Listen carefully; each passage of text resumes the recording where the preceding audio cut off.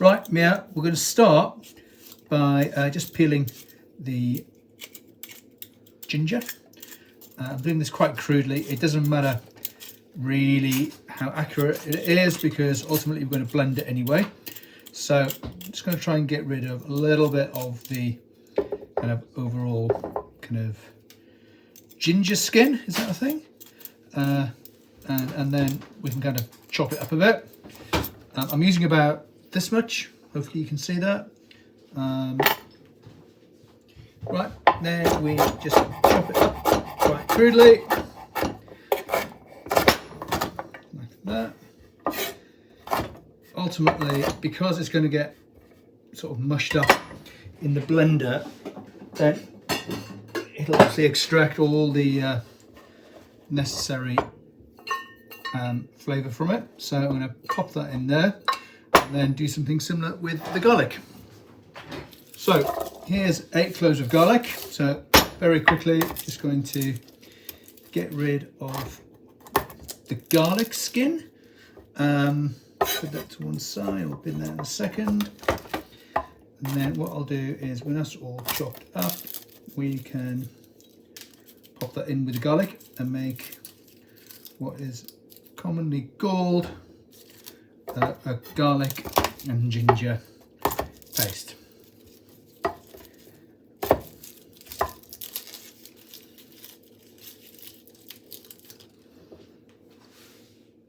Right, so now we're just going to chop these cloves quite crudely because we're going to crush them in the spinning crusher blender. Just a couple of minutes and we'll make a garlic and ginger paste. So there's that lot. Pop that in our crusher jug, blender jug. Now obviously you can flavour this a bit further, so you could put some chilli in there or coriander goes well. Okay, add some water next. Don't know if you can see, but I've just got enough water basically just to cover up the garlic and ginger, just enough so that when we blend it, it's going to create a really kind of decent paste. So that's what we'll do. Okay, so hopefully it's still in camera.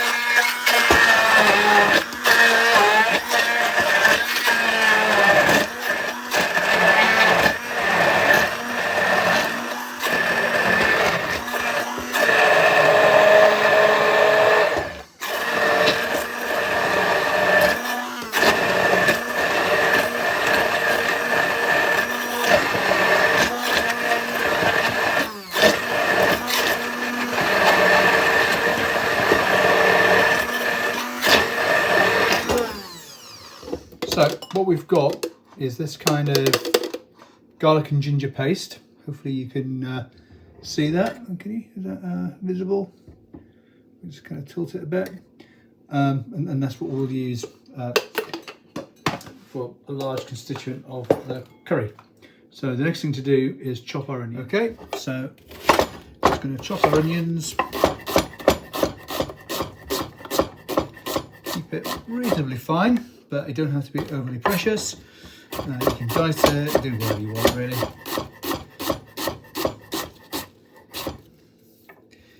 I'm using 2 because obviously the very best way of making a curry is to make a kind of effectively an onion soup first, and we're kind of cheating that a little bit by cooking up onions straight in the pan.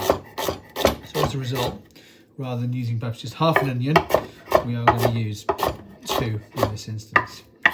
Now there is a price to be paid for that, but it's not the end of the world. Okay, so now our onions are done and my garlic is done. We're nearly ready to start. Just one more preparation task to do, and that is to produce a tomato paste. Okay, so in my Pyrex jug, or any jug for that matter, I'm just going to squirt in a good dollop of tomato, and I'm just using regular tomato paste rather than fresh tomatoes. It just works really well. So again, just going to add some water to that. Grab a fork. And what we're after is the consistency of almost like an Italian passata.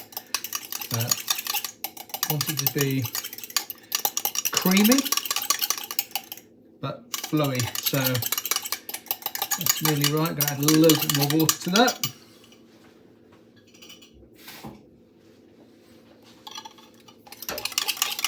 There we go, that's about right. And you can see there is, what we've got there, about 150 millilitres in total.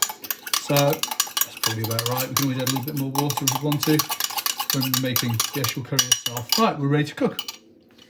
Okay, so we're ready. So I'm going to heat up my wok, and I'm going to add, initially, I'm going to add some ghee, about a good, hopefully you can see that, that's a good kind of dollop of ghee. And I'll also add plenty of oil. Bottom line is, to make a good curry, you need to use tons of oil. And it's really easy to fall in the trap of using too little or indeed too much, and the whole thing gets too oily. So just going to let that heat up and the ghee to melt in there. The ghee adds loads of flavour, and the oil is just kind of hot oil.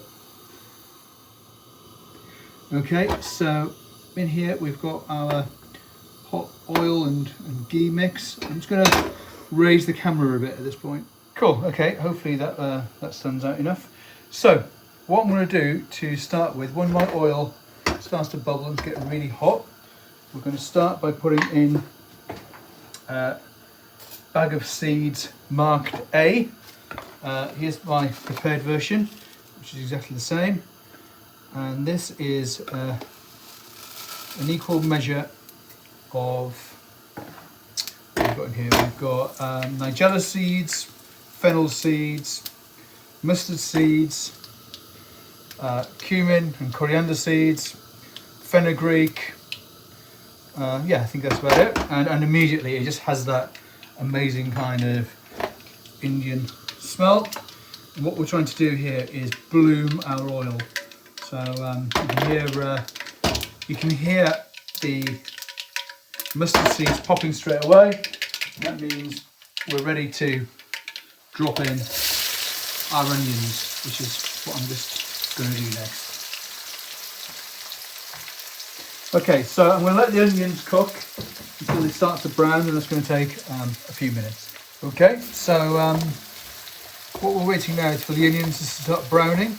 And we just about to see that we've got a nice kind of colour going on there, which we need to cook a little bit more, and then when that's ready, we'll add the garlic and ginger paste, and then suddenly we'll get this absolute explosion of smells and flavours. It's nearly ready. We've given this probably I don't know, about 7 or 8 minutes, I guess. What we're waiting for is for it just to start turning proper brown, so that we don't have any remnants of, green onion remaining. Okay, now our onions are just starting to brown nicely. We need to move quite quick and get the garlic and ginger paste in there. Now this is going to spit because of all the moisture, and actually when it stops spitting, that's a good sign that it's ready for the next ingredient. Now ideally you also want to be adding coriander stems at this point, so a good handful of coriander, cut off the stems, chop them in half, and get those in with this mix and cook it at the same time. You can probably hear that it's spitting quite a lot, if you can see that there. And we're still keeping it at quite a high heat at this point.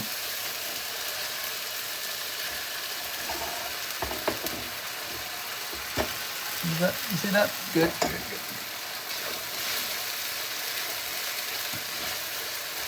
When that stops spitting, what I'm going to do is just drop the temperature a bit and add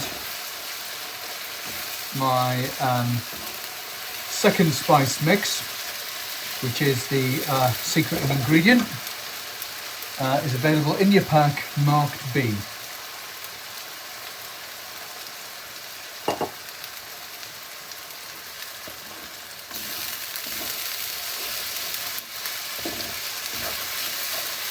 I'll start reducing the heat at this point. Okay, so mine's in a jar, yours is in a rather dodgy looking plastic bag. I'm going to put in 2 very heaped and a bit tablespoons of the special curry mix. Give that a good stir. And what we're doing here is letting the oil actually cook the spices. So the oils, the idea is it's actually going to fry the spices, and if you can smell this now, you know it smells exactly what you're expecting at this point. It smells absolutely delicious. So keeping that on a fairly low heat, we're going to let that cook for a few minutes, a minute and a half I guess. Now, at the moment I've got it on pretty close to as low a heat as it will go. Let's turn it up slightly. The idea is that as it cooks, the oil kind of comes to the surface. I don't know if you can see that properly.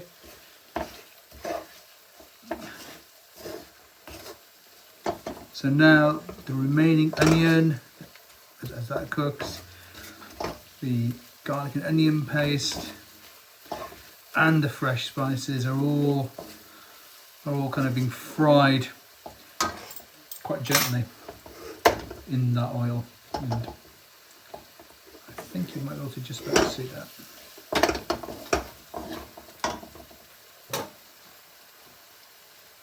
So if we look now, you can see how there's actually oil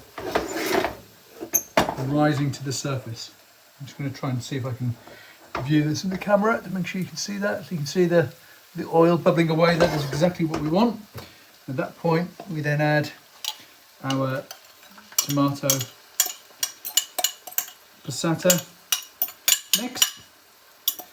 And that's just going to kind of again cook in the oil, combined with all those flavours that we've got so far. And suddenly there's that kind of curry sauce that we are also familiar with. I think in this light it's looking particularly red, but in actuality it's quite a rich, relatively brown colour. You can see here the sauce cooking away in the oil, which is exactly what we want. Okay, so the next thing I'm going to add is my tablespoon of sugar and a teaspoon of salt. I think people can very easily not appreciate just how important salt and sugar are to a decent curry. We like to kid ourselves that it's all natural, but actually it has a horrific amount of calories in there, and it probably isn't very good for us at all, but it does taste absolutely phenomenal. So that's that added, and then shortly we'll let that cook, and then shortly we will add some lemon juice as well. And the lemon juice will just correct any excess alkaline from the chili. Okay, I'd recommend it's having a bit of a taste. I'm going to add a little bit of water to mine. Might actually also add a little bit of chili powder, because I think you just do a little bit more of a kick to it.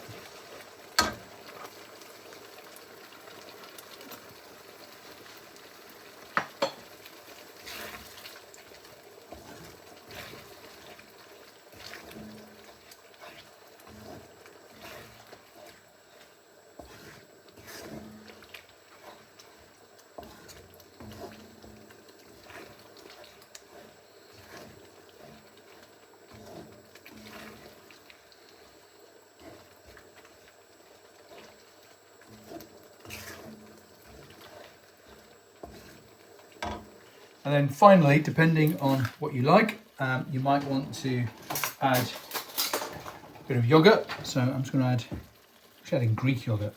Tastes a little bit more refined perhaps than the Indian equivalent. And that'll just add real creaminess to the mix. And this is ready to serve. So now you just need to prepare wherever you want to have with your curry. So it could be that you want paneer or chicken or lamb, etc. You can either cook that separately or cook it perhaps in some broth with some garam masala, and then when it's about done, add it to this mix, and then just give it another half an hour or so, or whatever might be needed to ensure that it's thoroughly cooked. There we go. Bit of coriander on top and perfect curry.